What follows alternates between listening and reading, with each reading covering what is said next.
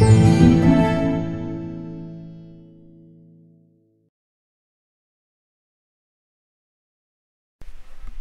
good day teachers.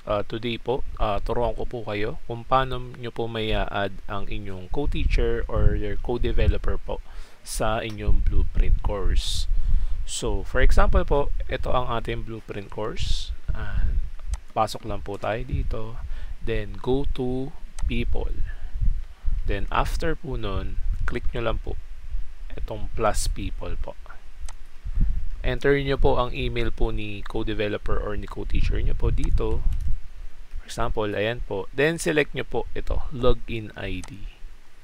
Then, huwag nyo pong kakalimutan na ang iselect pong role po is teacher. Then, click next. Then, add user. Ayan, ganyan lang po ang pag-add po ng inyong co-developer po or your co-teacher po sa inyong blueprint course. Okay po, good day po. Ingat po kayo palagi.